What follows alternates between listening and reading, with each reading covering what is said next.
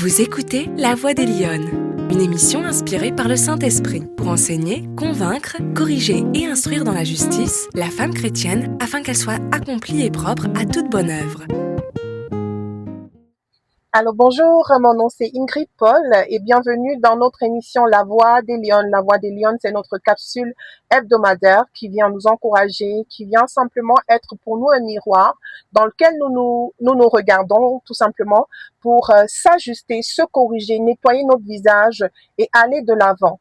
Donc nous venons aujourd'hui toujours dans notre thème d'année de conquête et de victoire. Aujourd'hui, dans les caractères d'une conquérante, je vais parler aujourd'hui de la solitude.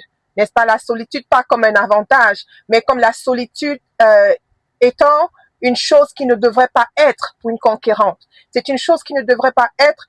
Et dans mon observation, simplement, je me suis rendu compte que la société d'aujourd'hui, en fait, vante la solitude. La société d'aujourd'hui nous donne de croire que quand on est seul et qu'on fait les choses seul, non, en fait, on est arrivé, on se suffit.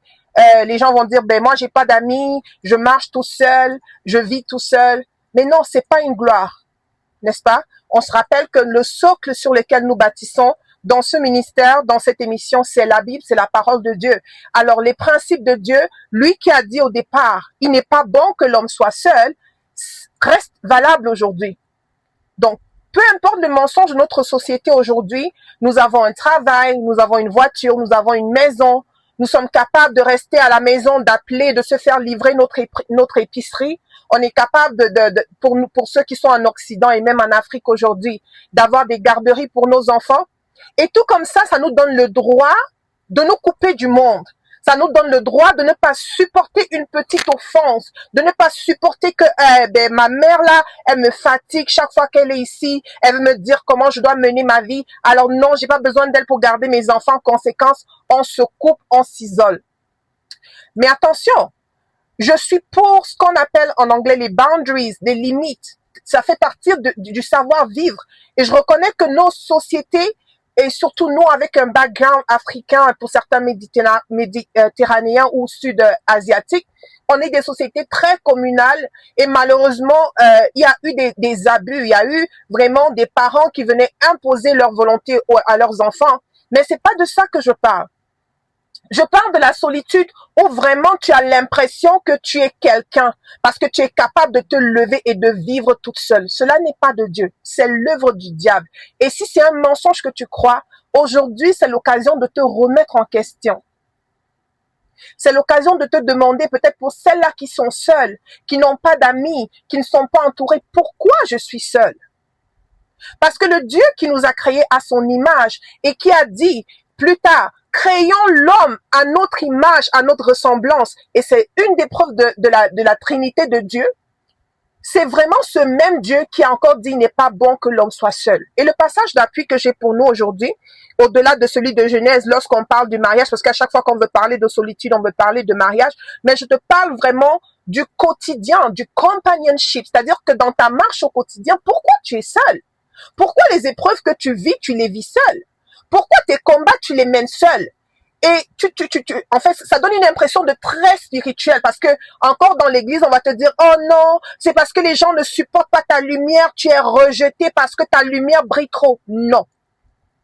Parce que, croyez-moi, si Jésus lui-même, Dieu, avec tout l'équipement qu'il a eu, étant Dieu, bien sûr, pour accomplir sa mission terrestre de sauveur du monde, n'a pas marché seul, tu n'as pas de raison de marcher seul.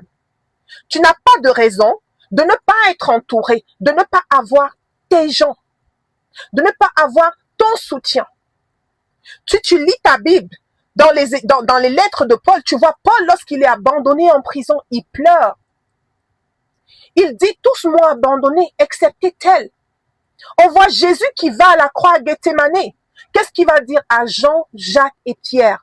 Il va dire, venez car mon âme est dans l'angoisse, veillez et priez avec moi. Avec qui est-ce que tu veilles et tu pries?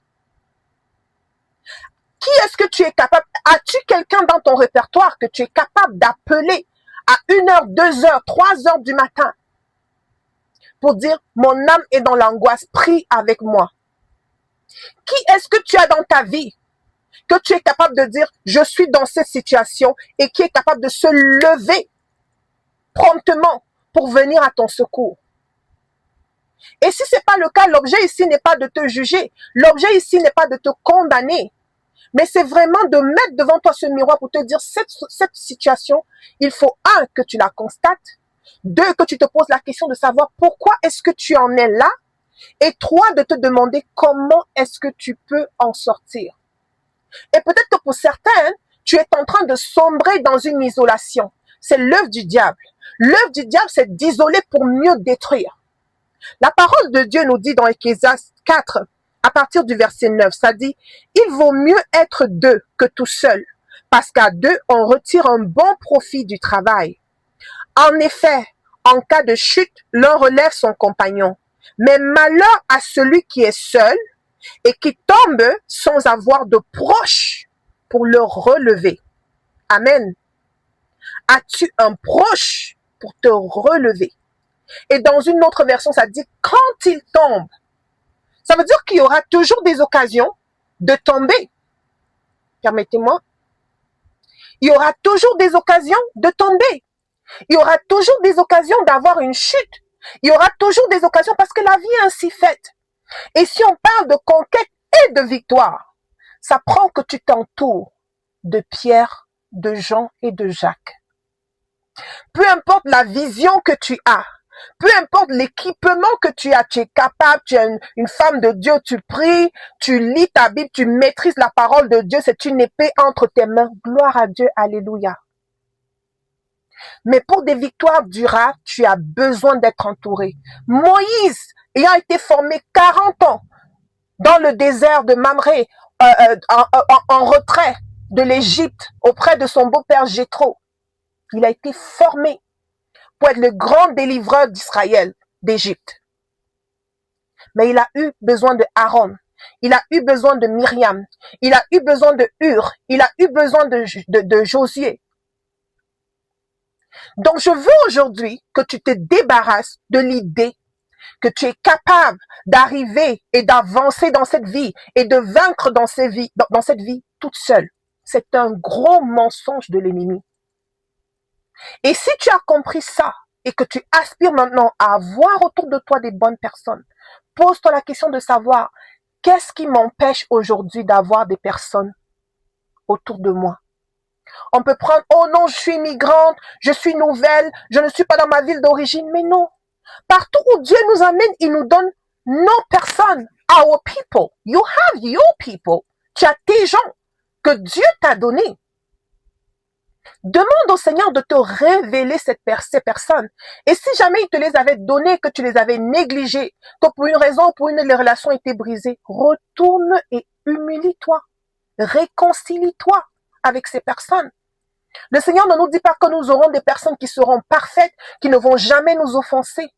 Mais une fois que tu as discerné dans l'esprit, que tu sais que cette personne est ta personne, fais le pas qu'il faut pour la réconciliation. Fais le pas qu'il faut pour rebâtir les ponts qui ont été brisés. Parce que crois-moi, le monde d'aujourd'hui peut te faire penser que tu peux le naviguer tout seul, mais des jours viendront.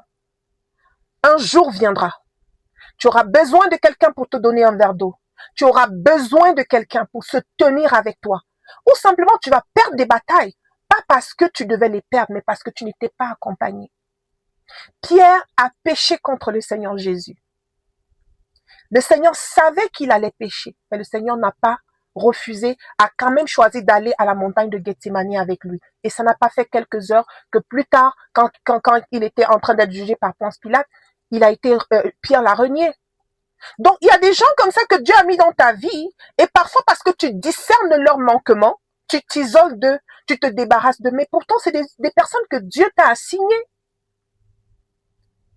On doit s'élever ou alors se rabaisser et être capable de voir qu'au-delà d'un manquement, cette personne, je dois faire chemin avec elle parce qu'elle a quelque chose qu'il me faut pour remporter la victoire que je m'en vais chercher. Et crois-moi, tu n'es pas seul.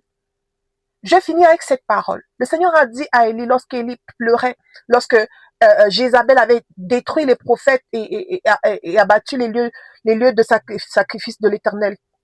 Il a dit, elle les a tous détruits. Je suis resté seul.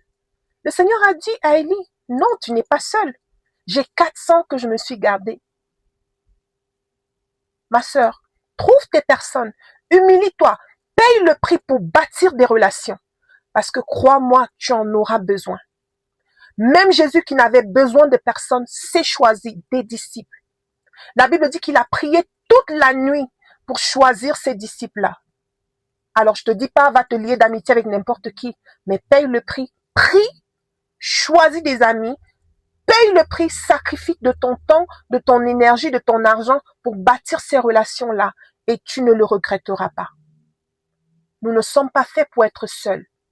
Tu tireras un meilleur profit de ton travail, un meilleur profit de ta prière, un meilleur profit même de tes investissements parce que combien d'opportunités viendront par le travers d'une personne?